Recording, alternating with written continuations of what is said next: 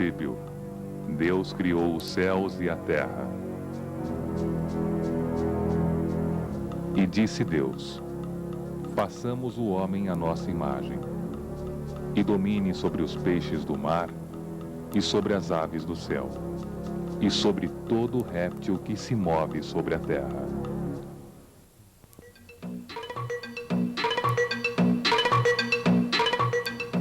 E aqui está o homem, não contente em dominar a terra, parte para o espaço, ampliando seus domínios e provando ser capaz de chegar aos lugares mais distantes e até então inatingíveis.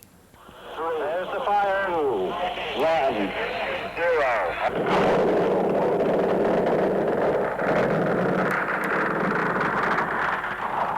Talvez não seja apenas para provar sua capacidade, mas para descobrir de onde veio, como surgiu a terra que habita e se existem outros à sua semelhança. A caminho da Lua, primeira viagem interplanetária. Vamos estudar agora a trajetória de toda a humanidade, do nascimento do planeta Terra até a chegada do homem à Lua, conhecendo as diversas civilizações, seus costumes, os pensamentos e suas guerras. Reviver e compreender melhor a história. Sentir e presenciar a pré-história. E entender a rica e fascinante história da humanidade.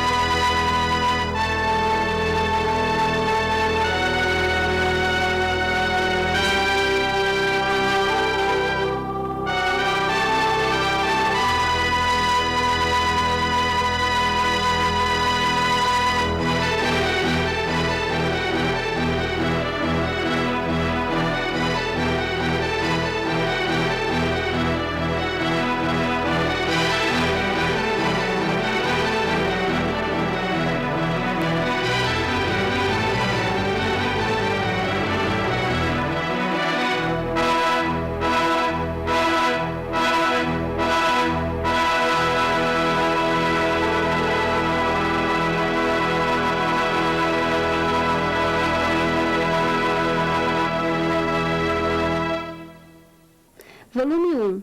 A pré-história e as primeiras civilizações.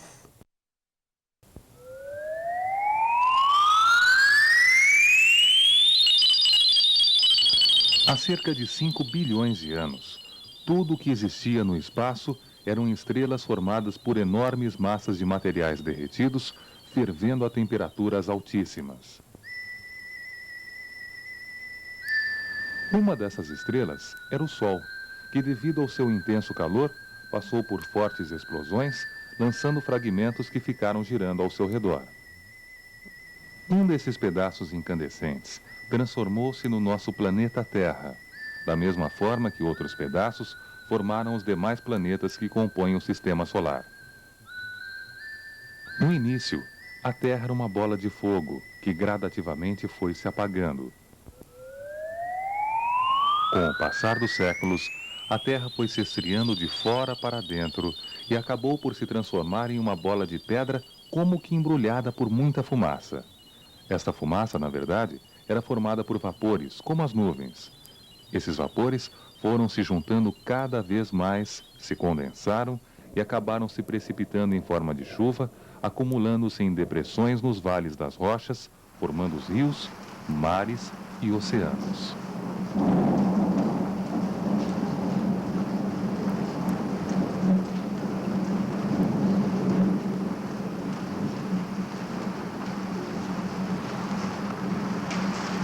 Com o resfriamento dos mares e oceanos, começaram a surgir os primeiros seres vivos do planeta, os seres unicelulares, ou seja, seres de uma única célula.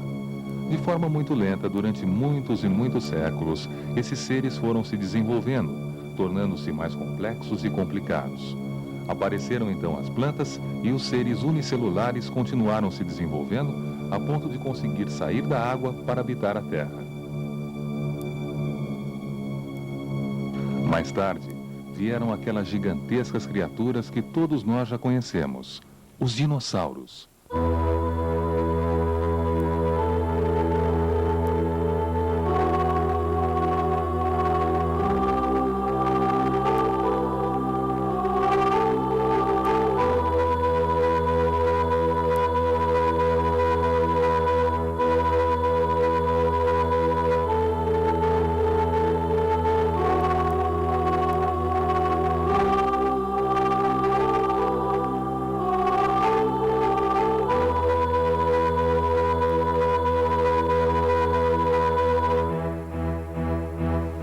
Trabalho de bilhões de anos para que a Terra chegasse próximo ao que é hoje. E o homem, ou melhor, o antepassado do homem, surgiu há apenas 600 mil anos atrás. Claro que tudo isso não está escrito, ou alguém que viu nos contou. Os cientistas estudaram durante séculos até chegarem a essas conclusões. Somente depois do aparecimento da escrita, as informações sobre os acontecimentos foram passadas para as futuras gerações, ficando mais fácil saber o que aconteceu, como aconteceu e por que os fatos aconteceram. Assim, os cientistas resolveram dividir a história em dois períodos para facilitar seu estudo: a pré-história, antes do aparecimento da escrita, e a história com o surgimento dela. Mas, assim como a escrita, outro fato iria marcar a história da humanidade: o nascimento de Jesus Cristo.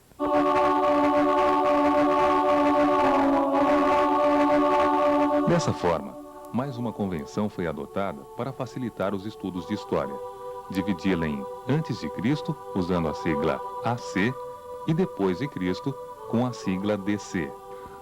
Podemos então dizer que a escrita surgiu aproximadamente 3.500 AC, ou seja, 3.500 anos antes do nascimento de Jesus Cristo. Observe no gráfico que antes de Cristo os anos são contados em ordem decrescente, e depois de Cristo em ordem crescente até chegarmos aos dias de hoje. Mas voltemos à pré-história. Segundo os cientistas, há cerca de 3 milhões de anos, nossos antepassados seriam semelhantes a macacos, com um corpo coberto de pelos, andando sobre as duas pernas com o auxílio dos braços e alimentando-se de raízes. Com a evolução da espécie, o homem foi aos poucos mudando seu aspecto e seus hábitos. Perdeu os pelos do corpo, aprendeu a andar sem a ajuda dos braços, descobriu que podia usar pedras e pedaços de madeira como armas. A pré-história está dividida em períodos. O primeiro período da Idade da Pedra é chamado Paleolítico ou Idade da Pedra Lascada, pois os instrumentos eram feitos com pedras lascadas. Agrupados em pequenos bandos, o homem paleolítico era um nômade que se alimentava de pequenos animais que conseguia caçar, peixes, frutos, raízes e plantas. Conheciam o fogo, mas demorou um pouco até aprenderem a usá-lo. Viviam em cavernas, onde ainda hoje encontramos pinturas figurativas, as chamadas pinturas rupestres. No Vale do Rio Colca, em Arequipa, no Peru, podemos observar interessantes exemplos dessas pinturas. Isso há aproximadamente 1 milhão de anos antes de Cristo. O segundo período da Idade da Pedra é conhecido como Neolítico ou Idade da Pedra Polida. Nesse período, o homem aprendeu a polir e afiar as pedras, construindo os primeiros instrumentos para serem usados na agricultura. Passou a criar animais e a formar aldeias, tornando-se assim sedentário. No Museu de História Natural em Londres, podemos ainda hoje observar alguns dos instrumentos criados nesta época. Isso há cerca de 10 mil anos antes de Cristo.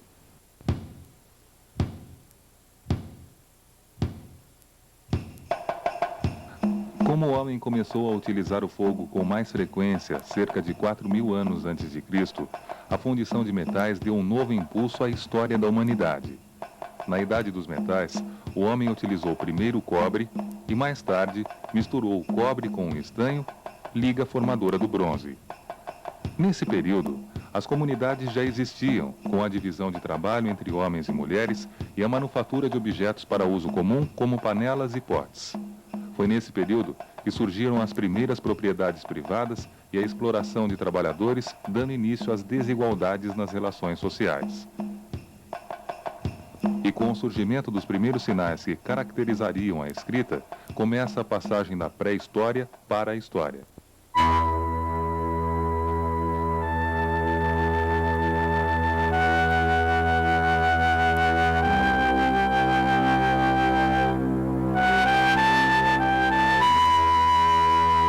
Logo, aglomerados de pessoas davam surgimento às primeiras civilizações organizadas, com chefes, autoridades e divisão de trabalho.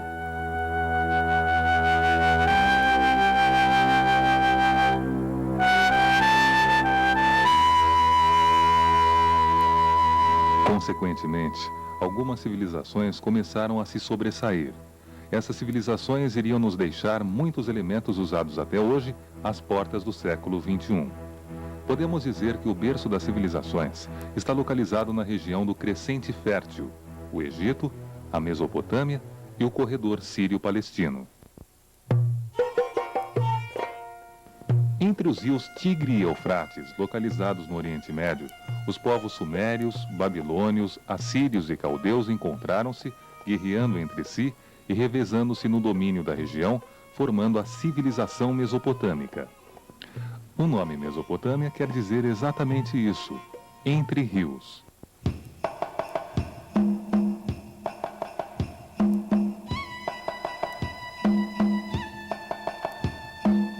Os primeiros a ocuparem a Mesopotâmia foram os sumérios, a quem atribui-se a invenção da escrita, onde traços eram feitos em argila mole. Por esses traços terem a forma de cunha, receberam o nome de escrita cuneiforme. Os artesãos tinham oficinas dentro dos templos para trabalharem, desenvolvendo diversos produtos úteis à comunidade. Como exemplo, desenvolveram os primeiros veículos de roda da história. Possuíam uma economia desenvolvida, usando moedas metálicas e até tendo modelos de bancos. Habitaram a região onde hoje encontramos o Iraque.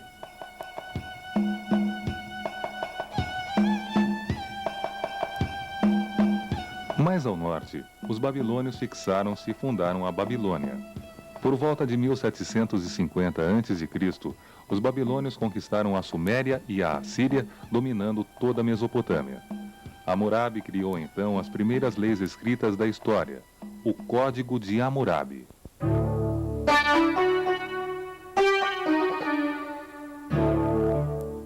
Graças às cheias dos rios Tigre e Eufrates, a Mesopotâmia era uma região muito fértil, dando em abundância tudo o que se plantava.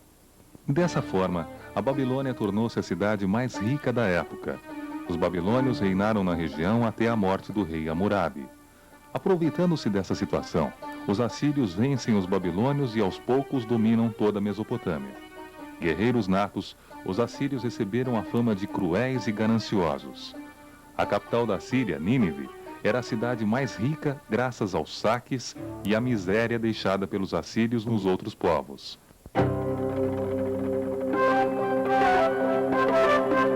Porém, em 612 a.C., uma aliança entre os povos caldeus e medos, liderados pelos babilônios, invadiu e dominou Nínive, destruindo a Assíria e acabando com a sua supremacia.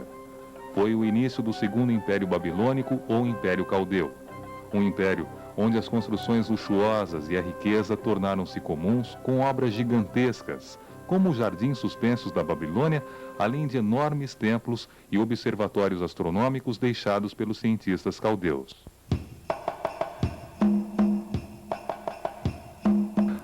Nabucodonosor foi o mais importante rei dessa civilização, destruindo Jerusalém e dominando praticamente toda a Ásia. Somente em 539 a.C., os persas iriam apoderar-se da Babilônia, anexando a Mesopotâmia ao seu gigantesco império. Na Mesopotâmia, as desigualdades sociais eram acentuadas. Enquanto a maioria da população era formada por artesãos, camponeses e escravos, os sacerdotes e os militares, juntamente com aristocratas e comerciantes, formavam a minoria privilegiada. Religião e política misturavam-se, sendo o rei um representante dos deuses, acumulando as funções de sumo sacerdote, juiz e comandante militar. A religião era politeísta, sendo que cada cidade tinha seu próprio deus. Mas quando uma cidade assumia o poder político, seu deus tinha que ser cultuado em todas as outras cidades mesopotâmicas.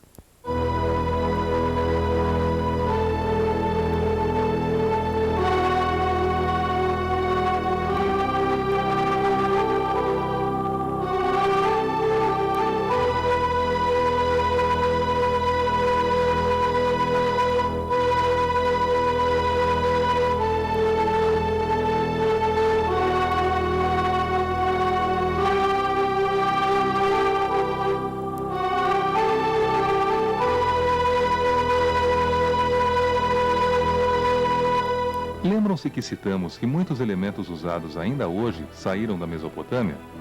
Só para se ter uma ideia, o dia de 24 horas, a semana de 7 dias e o ano de 12 meses foram elementos deixados pelas civilizações da Mesopotâmia. E além deles, também o círculo de 360 graus, o processo aritmético da multiplicação e o uso das fases da Lua na agricultura.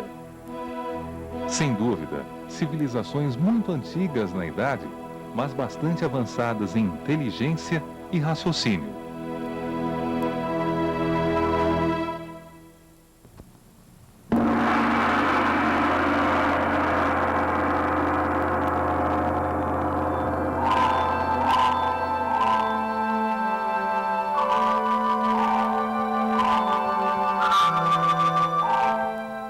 Os cientistas conseguiram explicar a criação do universo, a idade dos povos e até a conquista dos astros. Mas existem perguntas, verdadeiros enigmas que nem a ciência mais evoluída conseguiu racionalmente explicar. Na planície de Nazca, região de vasto deserto localizado na costa sul do Peru, existem as linhas de Nazca, cuja idade está estimada em milhares de anos. Essas linhas formam curiosos desenhos no meio do deserto e que só podem ser observados do céu, de uma altura em que seja possível notar a peculiaridade de cada figura, como por exemplo a aranha.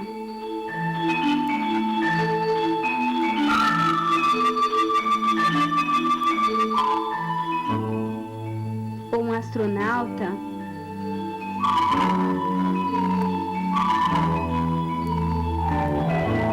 Um beija-flor.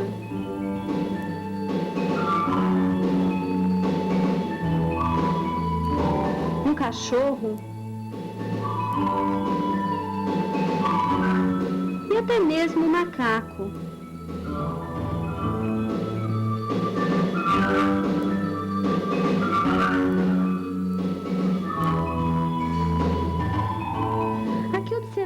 Extraterrestre, seriam esses desenhos destinados? Como teriam sido realizados e assim permanecido por dezenas e dezenas de séculos? E quem teria feito desenhos tão gigantescos e perfeitos? Este é mais um dos extraordinários enigmas que envolvem a história da humanidade.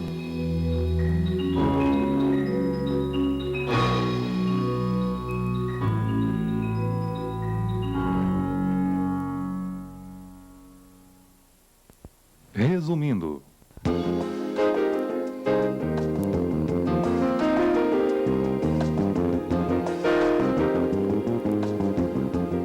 a história está dividida em pré-história e história, marcada pelo aparecimento da escrita. O nascimento de Jesus Cristo também marca o ano zero. Antes disso, contamos os anos em ordem decrescente com a sigla AC, ou seja, antes de Cristo.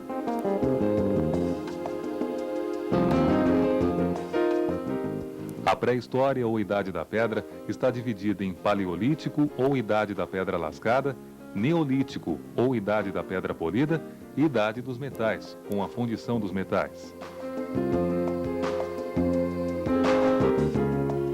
A civilização mesopotâmica estava localizada entre os rios Tigre e Eufrates.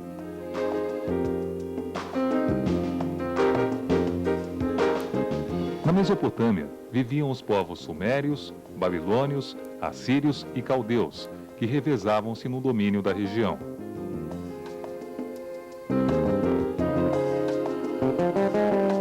Em 1750 a.C., os babilônios dominaram toda a região e o rei Hammurabi criou as primeiras leis escritas, o Código de Hammurabi.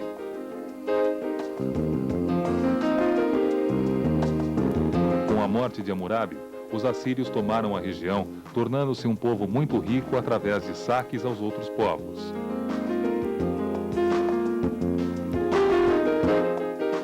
Graças a uma aliança com os caldeus e medos, os babilônios destruíram a Assíria e iniciaram o Segundo Império Babilônico. Nabucodonosor foi o mais importante rei dessa civilização.